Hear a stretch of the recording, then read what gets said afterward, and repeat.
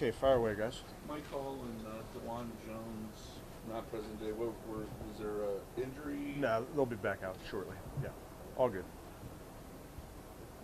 So can you just address a little bit of a soggy first day in pads, but were you able to get everything done that you wanted to? Yeah, I'm really pleased that we're able to adjust. Credit to our logistics team, security, equipment, you name it, to get that operation going, changing the schedule, getting everything down there. I thought they did a great job. I thought the players did a nice job as well, adjusting. That's the name of the game, and we'll continue to do that as necessary. But got our work in, adjusted a few different things just being down there, but made sure that we got our work in. Kevin, you all placed Brian Allen on IR today, and I was curious if that was a season-ending injury or something you're expecting to be. We'll see how the roster shakes out. Disappointed for him, obviously, with an injury, but we'll see how it shakes out. Kevin, we know you like getting David and Joe from the ball. Can you ever get him the ball enough, or do you walk away wishing you could get him the ball more sometimes? Yeah, I mean, you go into every game thinking specifically about your guys, and Dave's top of the list, with who we're trying to get the ball to. And then you really, as an offense, you design plays where he's primary, or you feel really good that you're going to get a certain look, and then it's the quarterback's job to distribute the ball accordingly. So we've gone into games where we didn't think it'd be a big game for a tight end, and then all of a sudden you walk away and they've got a ton of catches. So it's really based on how the defense deploys is where that ball goes, but no secret that we're trying to get Dave the ball.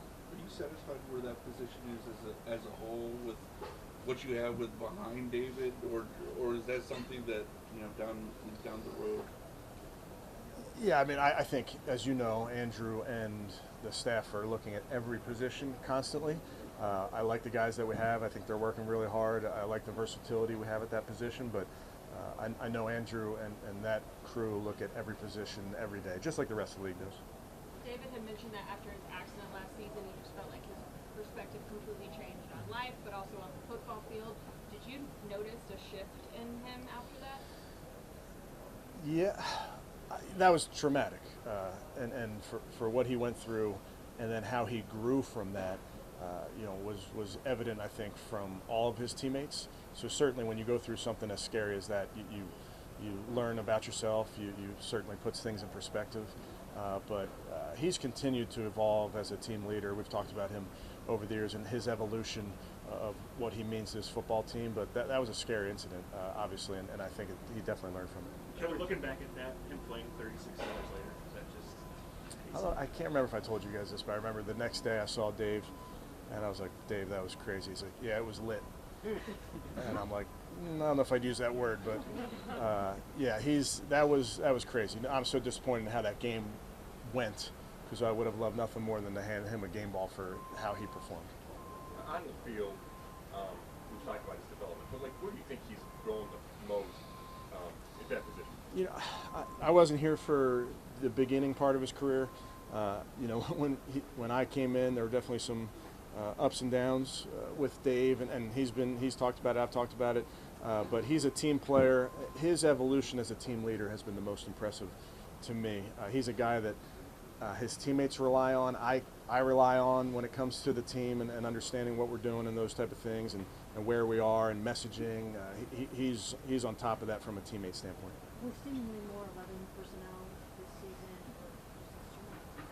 but how will that impact Dave's role? I don't know that there's a huge impact personnel-wise, Mary Kay, for Dave. Whether obviously if you go 10 personnel, he's off the field. But I think anytime you're thinking about how we're going to play, it's really a combination of what we feel are our best lineups, what the defense is maybe susceptible to, and our game plan is somewhere in the middle. But obviously having a tight end on the field is a part of who we are. I don't know if anyone asked you because I missed the beginning. Do you expect tomorrow to be the most competitive practice day yet? Now that you Yet? You're saying yet? Yeah. Now that you got this day out of the way. I wouldn't characterize it that way, Tony. I think it was pretty competitive a few days ago when we went team and 7-on-7 there was, I thought, really good work. So yeah, I think one of our core things we believe in is competing in everything we do. So as you know, training camp, as you get going and the dog days kick in and it gets maybe more chippy and those type of things, that's natural in training camp. But we hope to compete in every We're practice. gonna have pads tomorrow. We're back in shells tomorrow. I think pads come Thursday. When you have a day where you have to move stuff around and it rains, Yeah. do you use that as kind of a coaching message? Like, take that opportunity to drive some points on. Did you hear what I said I did from not. up here? Far away. You have good earshot there, Scott. Yeah, I mean, of course, it's we adjust. That's part of the game of football. It's part of sports, team sports in particular. You have to adjust. You adjust the schedule. You adjust where you're practicing, and you have to keep going. You got to focus on what's in front of you. So certainly that's the message. Now, again, kudos to the real people that had to adjust today, which was our equipment staff, our video staff, our logistics, security. That was the real impressive part that I saw today.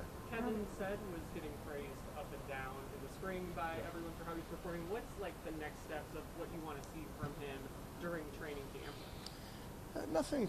I think nothing specific, actually, other than showing up, continuing to do his work in whatever role he's asked to do. Sid is he's a pro now, not a rookie, so asking him to do a few different things in our offense, and he's really taken the bit. Now that Jerome Ford is back and we don't have him today, are you able to share what his good news was? He's got a little bundle of joy, is the good news. So, but I'll let him share the details. Lining David out wide, what advantages does that create, do you feel like, especially with, his specific skill set? Over the years, there's tight ends that you can line up out wide, in the backfield, in line. Dave's done a little bit of everything for us over the years. Not every tight end can do that, but anytime you put a tight end outside, typically it's the physicality. The corners are not used to going against guys that are 250 pounds, maybe 225 pounds max with wide receivers. So just the physicality of how those guys come off the ball and can get in and out of their routes and use their body are some of the things that you'll see with big tight ends out there.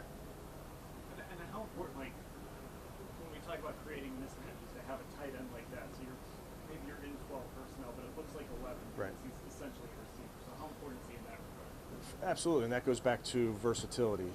When you are in 12 personnel and you can make it look like 11 or make it look like 12 or even line up a tight end in the backfield, it's 21 all of a sudden. So versatility is an important part of that. You have to have the guys in order to do that. And you see across the league there are different move tight ends that you can find in all those spots that I mentioned. But having the physical ability and then also having the mental ability to do that is rare. Okay, thanks guys, appreciate it.